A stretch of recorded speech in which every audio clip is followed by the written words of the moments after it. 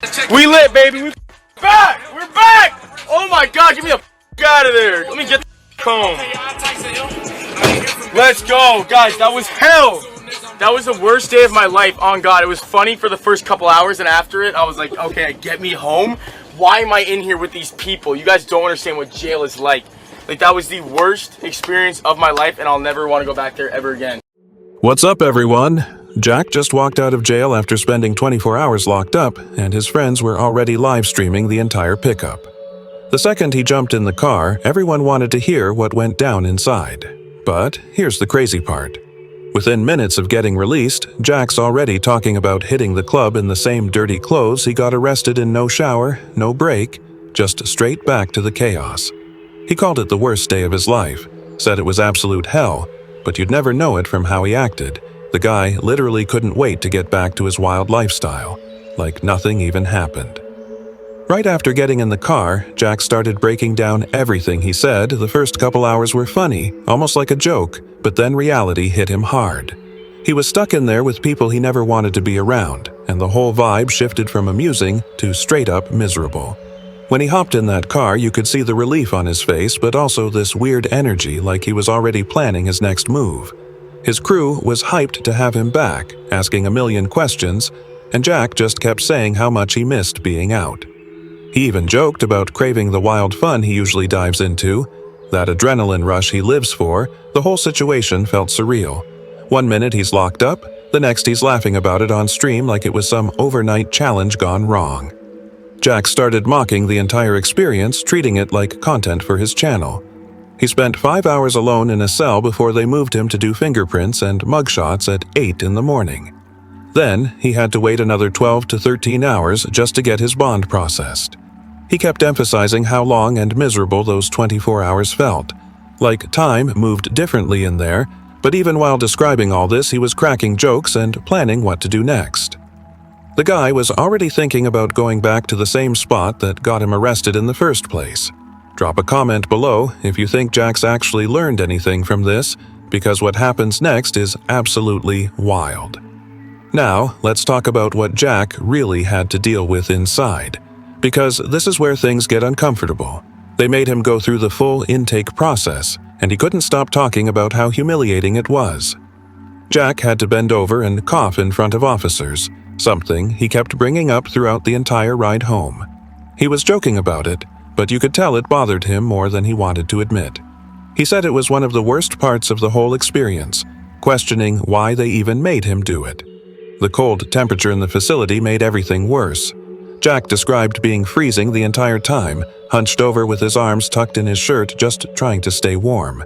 He said every guy in there, whether they were 30 or 40 years old, had their arms pulled inside their shirts because it was that cold. No, I'm done. I'm going home. Yo! They made me bend over and cough. Like, I had to get to take off your boxer shorts. Like, dead ass. Show you my little shrimp.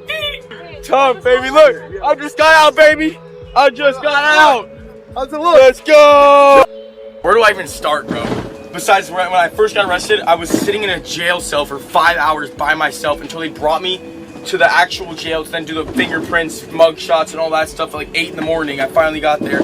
And then I had to do a bond, and then I finally got out another 12, 13 hours after that. So, bro, that was the longest, most miserable 24 hours of my life. Like, I literally can't believe I'm out now, and I'm just so freaking happy and thankful.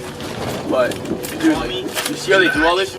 Then do the fingerprints, mugshots, and all that stuff at like 8 in the morning. I finally got there, and then I had to do a bond. Wait, where are we? Can we go in front of the jail? 13 hours after. Oh wait, I need to do a steak reel. Bro, that was the longest, most miserable 24 hours of my life. Like, I really... Yo, chat, what's up, chat? Welcome home, bro. Coming with... Oh, let's go. Let's go. Guys, welcome home, baby. When they finally moved him to his cell, Jack couldn't believe who his bunkmate was. The guy looked exactly like his security guard Dave, which freaked him out at first. He was joking around saying, "Please don't hurt me." Because of all people, they bunked him with someone who reminded him of the biggest, most intimidating person he knows. But then it got even weirder. Turns out, his cellmate was actually friends with Aiden Ross, another big streamer. The guy told Jack he was the second streamer he'd gotten that day, which blew Jack's mind. What are the odds of that happening? His bunkmate mentioned he'd probably be stuck in there until February, which made Jack realize how lucky he was to get out so fast. The whole situation felt like some bizarre crossover moment that nobody could have predicted. The general population area was nothing like Jack expected.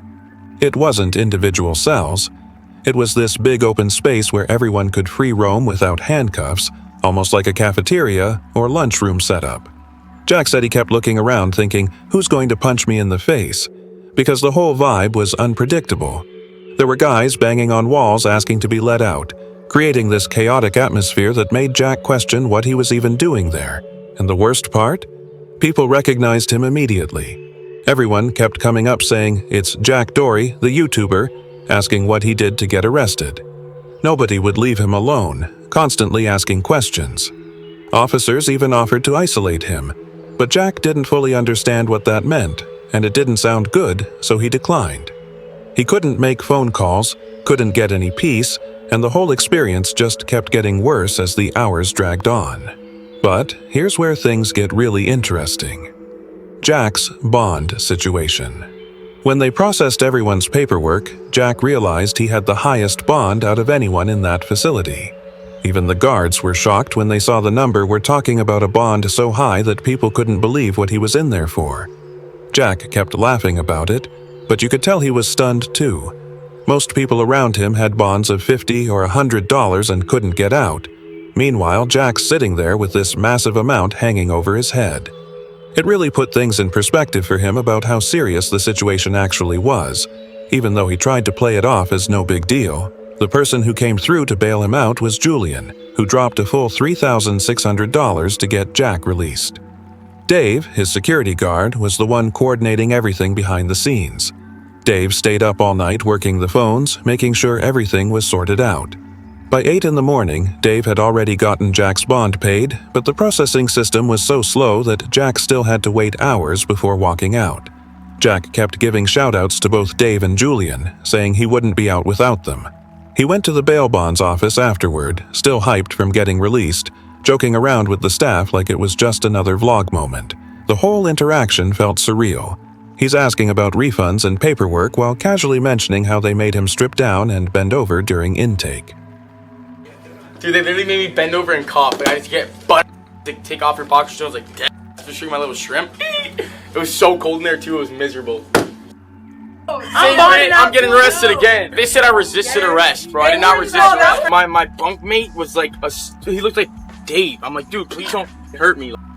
Once Jack got into his cell and they announced it was time to eat, everyone rushed the food before he could even get close. He didn't get a single thing from the regular meal service, just watching everyone else grab what they wanted.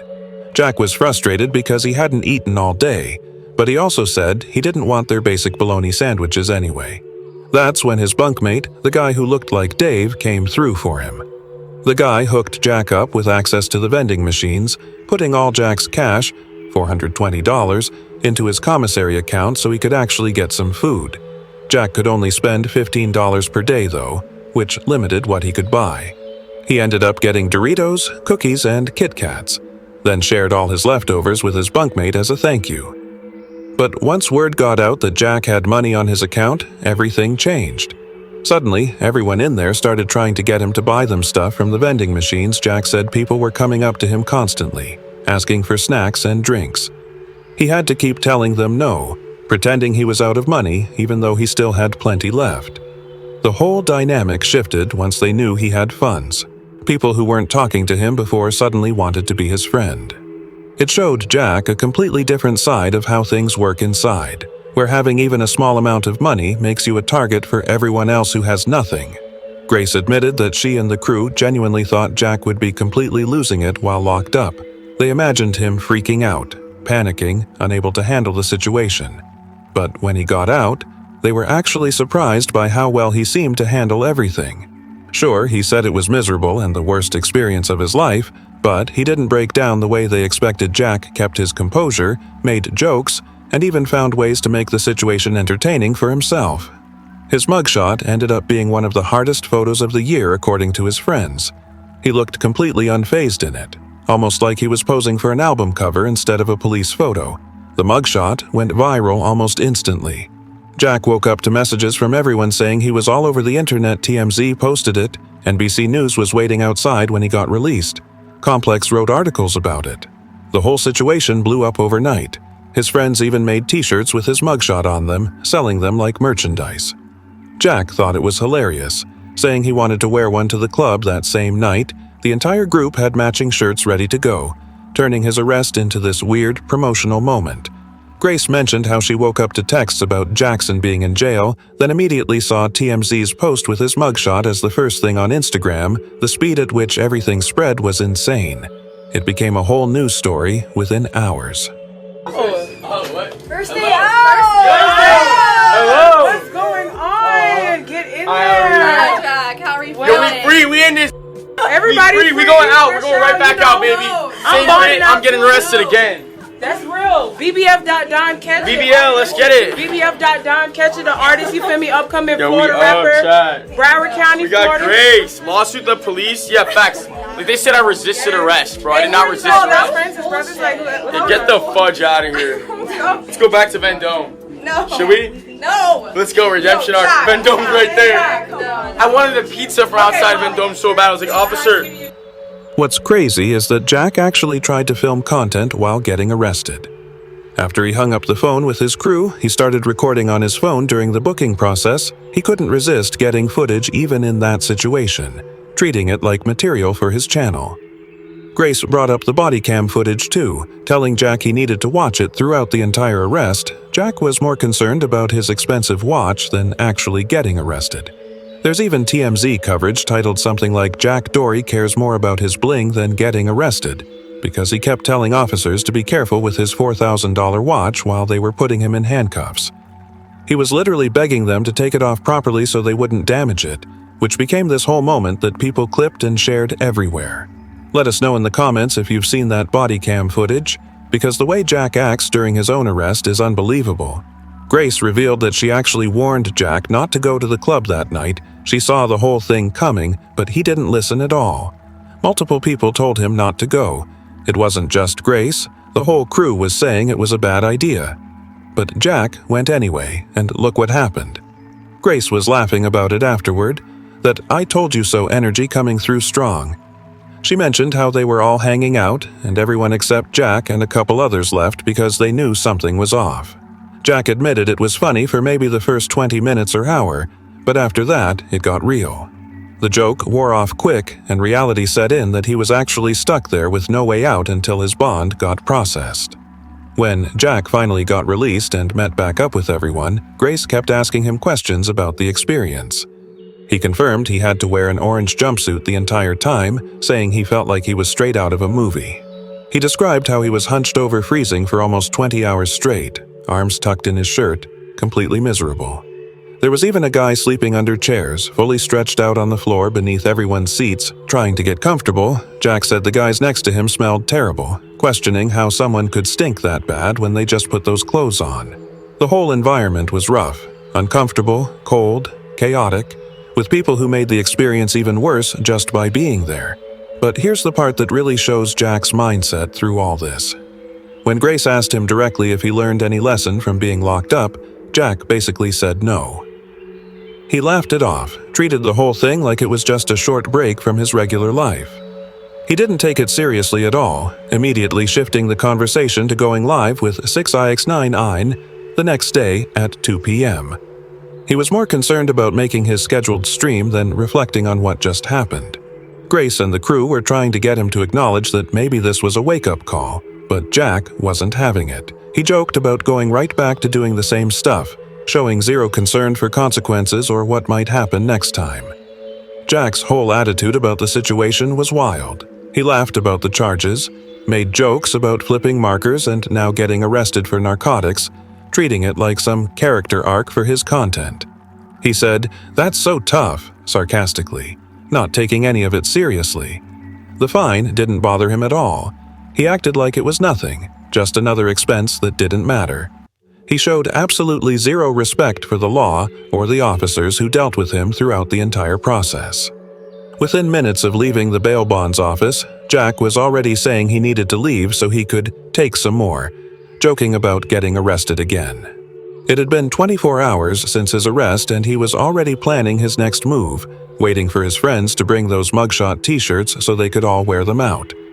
The whole situation revealed something about Jack's character that's hard to ignore. He went through what most people would consider a traumatic, life-changing experience, but he came out the other side completely unchanged. No lessons learned, no reflection, no indication that he's going to do anything differently. If anything, he seemed more energized by the attention and chaos it created. His content blew up, he got massive exposure, and now he has this story to tell forever. In Jack's mind, the whole arrest might have actually been worth it for the views and engagement it generated.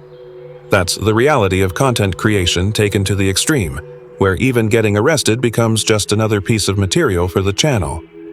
Drop a comment and let me know what you think about Jack's whole situation, because this mentality is either genius or completely reckless, and there's really no in between.